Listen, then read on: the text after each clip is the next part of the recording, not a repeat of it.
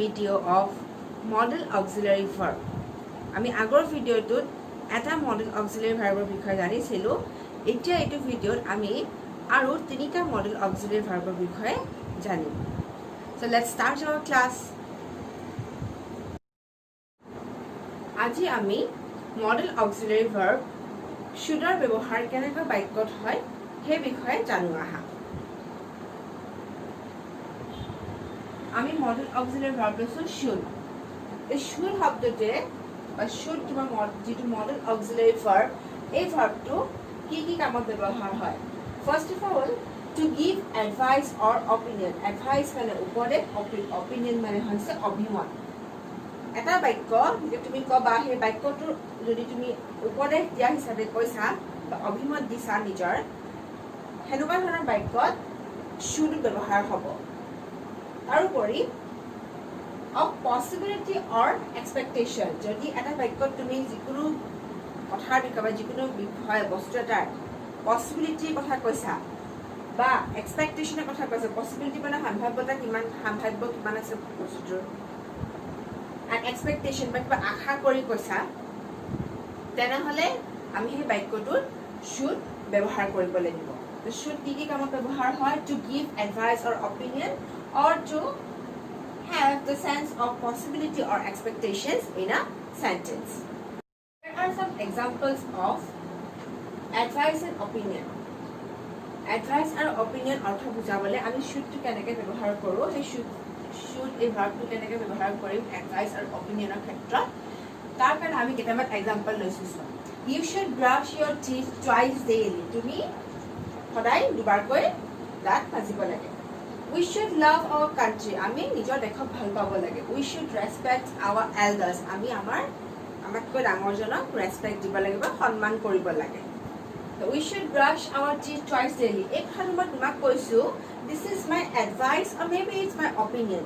কৈছো যে এটা তোমাক দিহা দিছো বা এডভাইস কৰিছো যে you should brush your teeth twice daily. মানে তুমি যদি নিজৰ দাঁতকেইটা ভালে ৰাখিবলৈ খোজা তেন্তে তুমি দিনত দুবাৰকৈ ব্ৰাছ কৰাটো প্ৰয়োজন। সেইটো মই তোমাক এডভাইস দিছো বা মই এটা অপিনিয়ন বুলি তুমি ভাবিব পাৰা।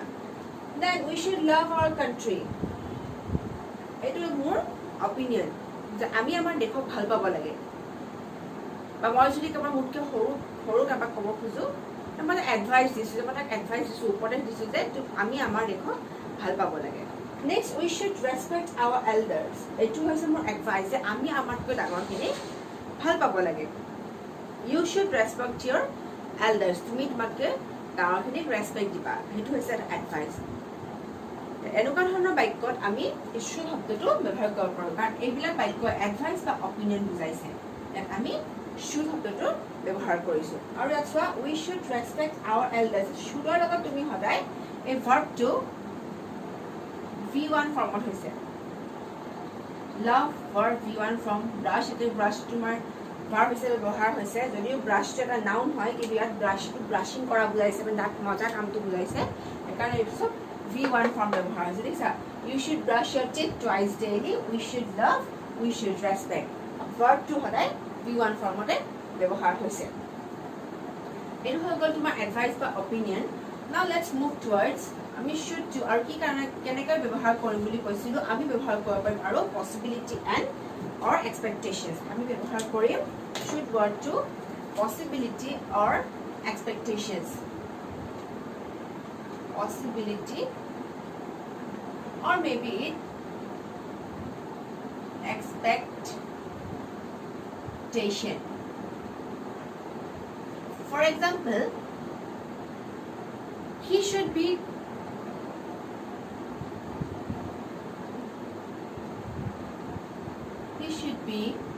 come by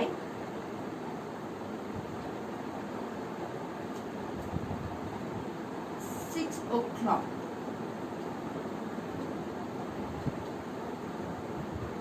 I shouldn't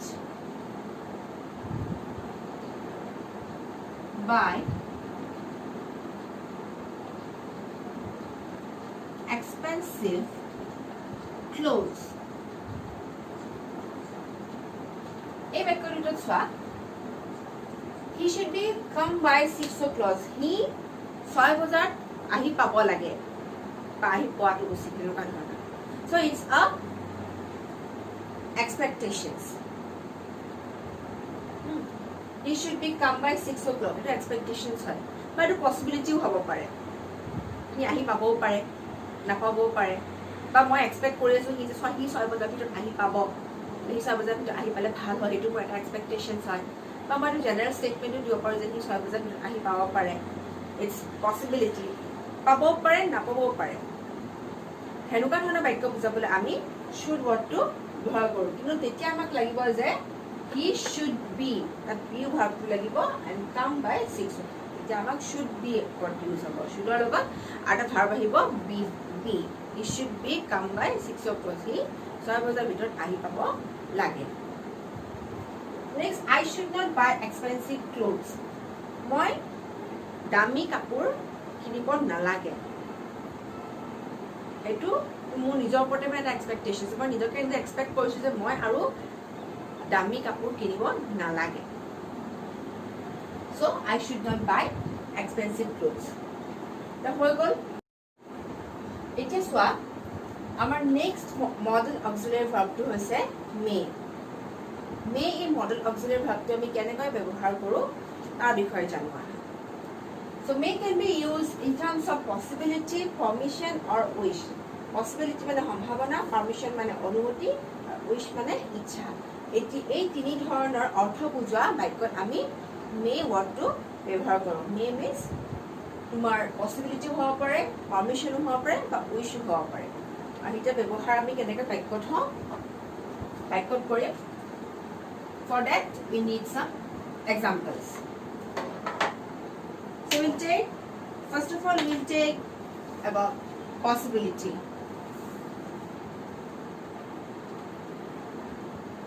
possibility বুজাবলৈ may wordটো কেনেকৈ ব্যৱহাৰ হয় সেইটো জানি লোৱা it can be used in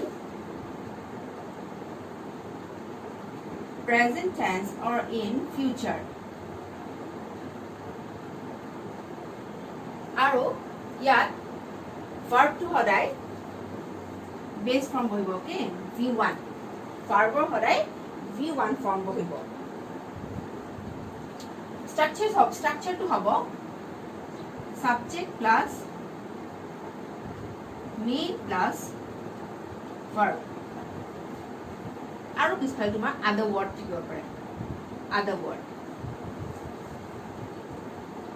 so let's have an example he may go today instead of today you can also write tomorrow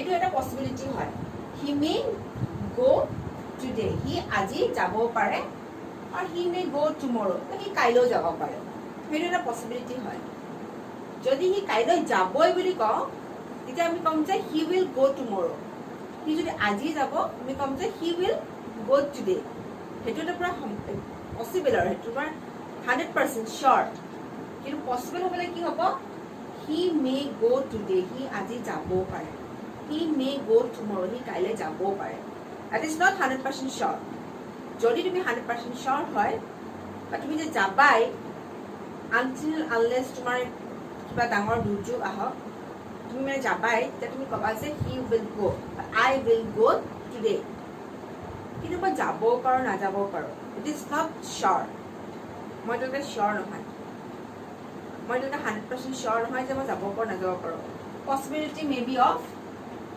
80% যে বতৰটো বেয়া নকৰাতে মই যাম যদি এতিয়া বতৰটো ফৰকাৰ মাথাতকে যদি বৰষুণ দি দিয়ে I'll not go হে কাৰণে মই কম যে মোৰ এটা কন্ডিশন আছে possibility কিটা থাকে যেটা কন্ডিশন থাকে যাব পাৰো না যাব পাৰো কিবা অসুবিধা হোৱাৰ লগে লগে মই না যাম বৰষুণ আহিলে মই না যাম মানে কাম ললে মই না যাম কথা না so there is uncertainty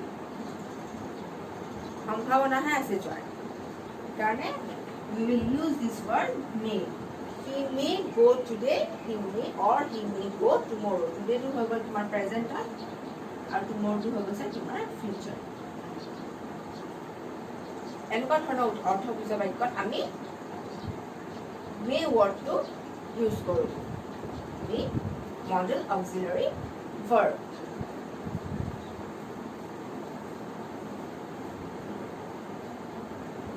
let's add some more examples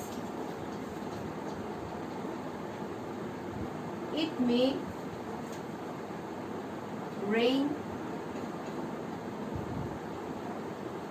tonight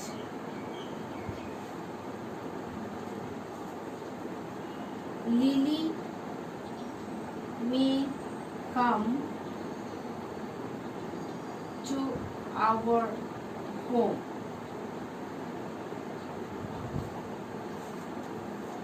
it may rain tonight আজি ৰাতি বৰষুণ দিব পাৰে but it is not sure বতৰৰ কথা তুমি sure হৈ ক'ব নোৱাৰা কেতিয়াবা এনেকুৱা হয় আকাশখন তোমাৰ বহুত ডাঙৰ হৈ থাকে ক'লা হৈ থাকে তুমি ভাবিবা যে আজি মানে ৰাতি বৰষুণ দিব বোলে সন্ধিয়া 6-7 গৈ বোলে বতৰটো একদম বেয়া কৰি আনিছে একদম আকাশখন ক'লা ডাৱৰে ছানি ধৰিছে তুমি ক'বা যে এতিয়াতো আজি ৰাতিটো বৰষুণ দিবই কিন্তু কেতিয়াবা এনেকুৱা হয় ক'লা ডাৱৰ অহাৰ পিছত তোমাৰ বৰষুণ নাহে ডাৱৰখিনি বতাহে উৰুৱাই লৈ গুচি যায় বেলেগৰ ফালে বৰষুণ নিদিয়ে so it is not sure তুমি বতৰৰ বিষয়ে sure হৈ ক'ব নোৱাৰা so it is possibility of raining of maybe 90% maybe 50% but you are not sure that is why you will use the word may it may rain tonight ৰাতি বৰষুণ দিব পাৰে আজি ৰাতি বৰষুণ দিব পাৰে so this is possibility next Lily may come to our home Lily আমাৰ ঘৰলে আহিব পাৰে কিন্তু Lily sure হৈ কোৱা নাই যে তাই আমাৰ ঘৰলে আহিব that is why I am saying that Lily may come to our home Lily আমাৰ ঘৰলে আহিব পাৰে this is also a possibility that is why we are using the word may আৰু এইটো তোমালোকে ষ্ট্ৰাকচাৰটো মনত ৰাখিবা may লগত তোমাৰ এইটো v1 হৈছে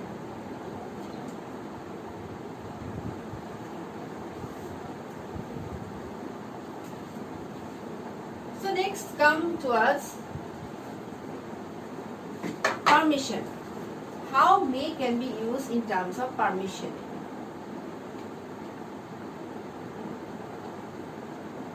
অনুমতি যদি ল'ব লাগে তুমি কেনেকৈ ইউজ কৰিবা পাৰমিশন ইজ অনুমতি তুমি তেতিয়া মে ৱৰ্ডটো কেনেকৈ ইউজ কৰিবা for example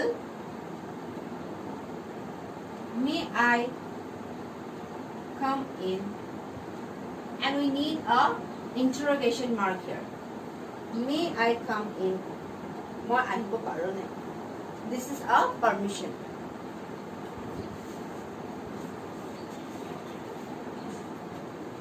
may I sit here মই ইয়াত বহিব পাৰো নে this is also a permission তুমি permission খুজিছা মই ইয়াত বহিম নে may I come in মই আহিব পাৰো নে মই ঘুমাব পাৰো নে this is permission তুমি permission খুজিছা অনুমতি তুমি খুজিছা আৰু কেনেকুৱা অৰ্থ ব্যৱহাৰ হ'ব পাৰে যেতিয়া তুমি কাৰোবাক পাৰমিশন দিবা অনুমতি দিবা you may go now তুমি এতিয়া যাব পাৰা you may go now তুমি কাৰোবাক অনুমতি দিছা যে তুমি ইয়াত তুমি এতিয়া যাব পাৰা আৰু তুমি দিছে may I sit here ইয়াত এটা question mark আছে may I come in ইয়াতো তোমাৰ question mark আছে এইটা বাক্য তোমাৰ অনুৰোধ কৰিছেহে তুমি কাৰোবাক অনুৰোধ কৰিছা যে মই আহিব পাৰিম নে মই বহিব পাৰিম নে আৰু ইয়াত এইটো বাক্যত you may go now ইয়াত তুমি পাৰমিশন দিছা যে তুমি ইয়াত তুমি যাব পাৰা you may go now তুমি এতিয়া যাব পাৰা এনেকুৱা ধৰণৰ বাক্যটো আমি may ব্যৱহাৰ কৰোঁ পাৰমিশন খোজা বা পাৰমিশন দিয়া এই দুই ধৰণৰ সেন্সত আমি may wordটো ব্যৱহাৰ কৰোঁ and lastly we can use the word may in sense of wish তুমি কাৰোবাক কিবা উইশ কৰিছা বা ইচ্ছা কৰি কিবা কৈছা কিবা তেতিয়া আমি may wordটো ইউজ কৰোঁ for example may you succeed তুমি সফল হোৱা and we need an exclamation sign at the end of the sentence. Instead of a full stop, we need a exclamatory sign. Here structure to sum may plus subject plus V1 plus other word. Other word থাকিব পাৰে নাথাকিব পাৰে। ইয়াত আমাৰ other word নাই, কিন্তু কিছুমান বাক্যত other words থাকে, মানে ভাৰ্বৰ পিছতো আৰু কিছুমান শব্দ থাকিব পাৰে। May you succeed, V1 form, ভাৰ্বৰ based form। May you live long, তুমি বহুত বছৰ জীয়াই থাকা। তুমি কাৰোবাক উইশ কৰি কৈছা যে তুমি বহুত বছৰ জীয়াই থাকা, আশা কৰোঁ তুমি পৰীক্ষাত পাছ হৈ যাও। May you succeed in your exam, may you have a good result in your exam, may you live long, তুমি বহুত বছৰ জীয়াই থাকা, এইবোৰ তুমি আশা কৰি কৈছা না বা ইচ্ছা হয় তোমাৰ বিলাক। সেইকাৰণে আমি may you live long বুলি কৈছোঁ। may wordটো এনেকুৱা উইশ বুজাবলৈ আমি ব্যৱহাৰ কৰোঁ। and here we need this exclamatory sign, এইটো আমাক লাগিব, this is mandatory। যেনেকৈ আমি পাৰ্মিশ্যন খোজাৰ টাইমত may I come in, permission যেতিয়া খুজিছোঁ তেতিয়া আমি কুৱেশ্যন মাৰ্ক ইউজ কৰিছোঁ, তেনেকৈ উইশ বুজাবলৈ আমি ইয়াতে এক্সক্লেমেটৰী চিম্বল ইউজ কৰিছোঁ। Let's have another example.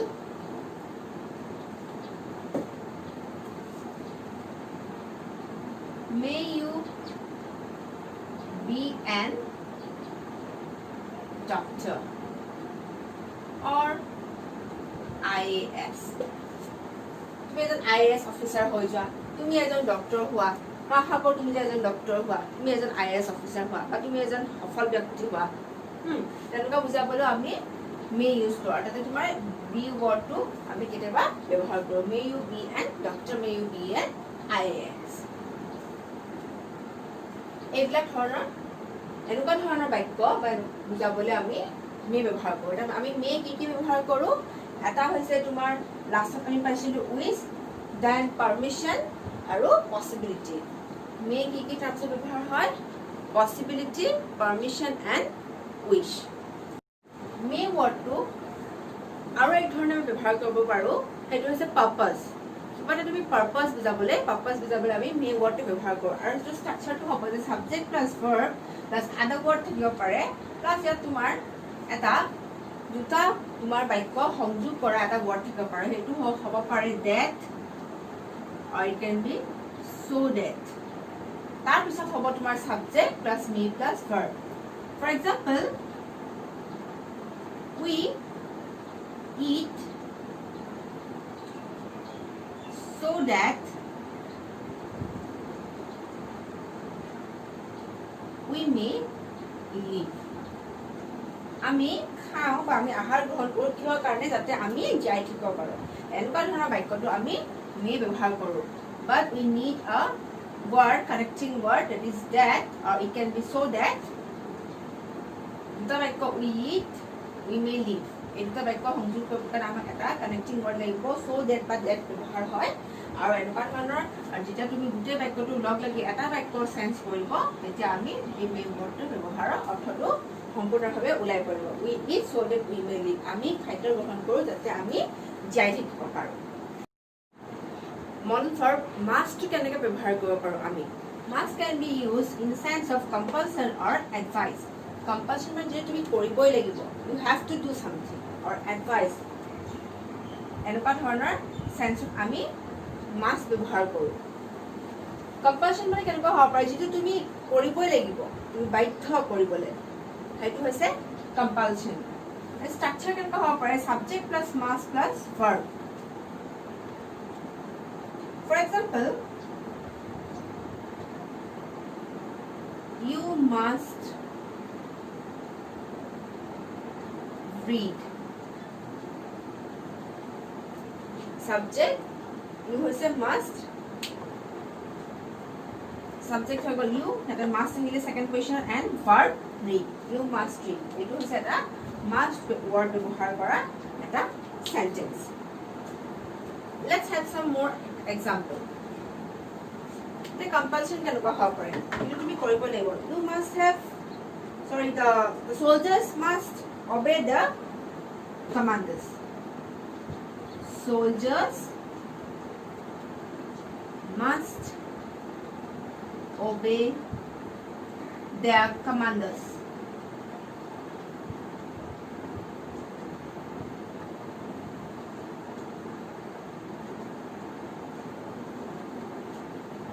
soldiers must obey their commanders. মানে soldiers বিলাকে সৈনিকবিলাকে নিজৰ কমান্ডাৰৰ কথা মানিব লাগিব। ইয়াত তোমাৰ এনেকুৱা হ'ব পাৰে যে soldiers should obey their commanders, মানে soldiers বিলাকে নিজৰ কমান্ডাৰৰ কথা মানিব লাগে বা মানাটো উচিত, তেনেকুৱা হ'ব পাৰে নেকি? No, that must be wrong. সেইটো ভুল হ'ব। The soldiers should obey their commanders. তুমি কৈছা যে soldiers বিলাকে নিজৰ কমান্ডাৰৰ কথা শুনিব লাগে, সেইটো should নহয়, because soldiers don't have the option. সিহঁতৰ কোনো অপশ্যনে নাই যে সিহঁতি মানিবও পাৰে মানিবও নালাগে। তুমি তাহাঁতক ক'ব নোৱাৰা যে soldiers বিলাকে মানাটো উচিত বা মানিব লাগে, সিহঁতি মানিবই লাগিব। They have to, because they don't have any other options except obeying their commanders. সিহঁতি নিজৰ কমান্ডাৰক মানিবই লাগিব। That is their duty. They don't have other option. That is why we are using the word must. যিটো নহ'লেই নহয়, এইটো কৰিবই লাগিব। That is why we are using the word must in this sentence. Soldiers must obey the commanders. You must study hard to succeed in life. But you must work hard to succeed in life. তুমি লাইফত কিবা এটা কৰিবলৈ succeed হ'বলৈ কৰিবই লাগিব, because you don't have another option. Easily একো কাম সম্ভৱ নহয়। ইজি ৱেত মানুহে সাকসেসফুল হ'ব নোৱাৰে। You must, তুমি কৰিবই লাগিব। হাতত বেলেগ অপশ্যন নাই যে ফাং ফুং কৰি মানুহে সাকসেসফুল হ'ব পাৰিব, সেইটো নহয়। মানুহ সাকসেসফুল হ'বলৈ হাৰ্ড ৱৰ্ক কৰিবই লাগিব। You must work hard to succeed in life. সেই এনেকুৱা ধৰণৰ সেন্স বুজাবলৈ যিটো তুমি কৰিবই লাগিব, তুমি এভয়েড কৰিব নোৱাৰা, সেইবোৰ সেন্সত আমি কি ইউজ কৰোঁ? Must. compulsion, that is called compulsion. Next we will come to the sense of advice. Advice দিবলৈ আমি কেনেকুৱা ধৰণে must word to ব্যৱহাৰ কৰোঁ। You must have gone to your home. You must have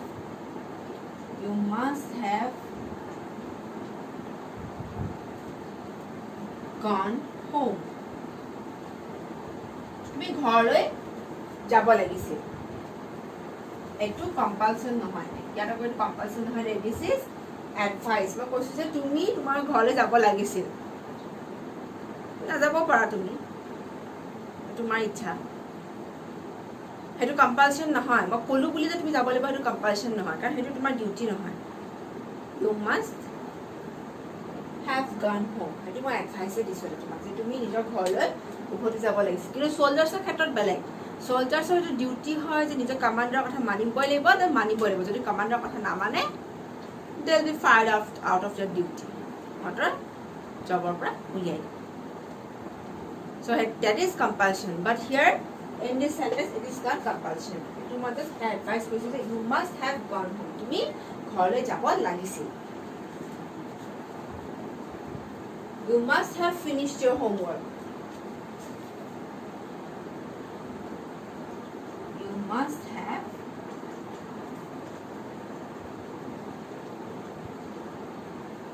finished your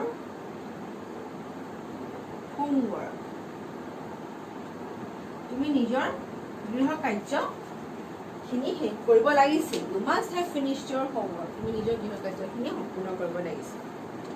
ইয়াত তোমাৰ ইচ্ছা, তুমি কৰিব পাৰা নকৰিব পাৰা। That is not compulsion. But in an examination hall, you must write the paper within 3 hours. You must write the paper, your paper, that is question papers, answers. You might write your answers within 3 hours. তুমি 3 ঘণ্টাই সময় পাবা, 3 ঘণ্টাৰ ভিতৰতে লিখিব লাগিব। That is compulsion. The difference to বুজি পাইছানে? What is a compulsion? What is advice? Compulsion means তুমি কৰিবই লাগিব. You don't have any other option. তুমি 3 ঘণ্টাই সময় পাবা, তুমি 3 ঘণ্টা আৰু 10 মিনিট এক্সট্ৰাকে নোপোৱা। You must write your answers within 3 hours or within 1 hour. যিটো তোমাৰ সময়সীমা বান্ধি দিব পৰীক্ষাৰ কাৰণে, সেই সময়সীমাৰ ভিতৰতে তুমি লিখিব লাগিব। That is compulsion. But you must have finished your homework. এইটো কম্পালশ্যন নহয়, দিছ ইজ এডভাইচ। মই কৈছোঁ যে তুমি তোমাৰ ঘৰৰ কামখিনি শেষ কৰিব লাগিছিল। চ' ডিয়াৰ ষ্টুডেণ্টছ, আই হোপ তোমালোকে আজি এই ভিডিঅ'টোত যি তিনিটা মডেল অক্সিলাৰী ভাৰ্বৰ বিষয়ে পঢ়িলা বা জানিলা সেইখিনি নিশ্চয় বুজি পাইছা। এবাৰতে যদি বুজি নোপোৱা, please watch this video' for 2 or 3 times. ইয়াৰ আগৰ যিটো part 1 modal auxiliary verb part 1, সেই ভিডিঅ'টো আকৌ এবাৰ চাবা, তেতিয়া গোটেইখিনি মই কানেক্ট কৰিব পাৰিবা ইটোৰ লগত সিটো কেনেকৈ, মানে ডিফাৰেঞ্চখিনি কি, এটা ভাৰ্বৰ লগত মে আৰু তোমাৰ মাষ্টৰ মাজত কি ডিফাৰেঞ্চ, কেন আৰু তোমাৰ শুডৰ মাজত কি ডিফাৰেঞ্চ, এইখিনি বস্তু গোটেইখিনি তুমি ৰিলেট কৰিব পাৰিবা। চ' আজিলৈ তোমালোকক এইখিনিয়ে পঢ়ালোঁ। Thank you everyone. So' that's all for today and don't forget to subscribe my channel. নতুন যদি ভিডিঅ'ৰ কাৰণে তোমালোকে যিটো বেল আইকন আছে সেই বেল আইকনটো ক্লিক কৰিবা, তেতিয়া নতুন ভিডিঅ' অহাৰ লগে লগে তোমালোকৰ নটিফিকেশ্যন আহি যাব। Thank you everyone, by.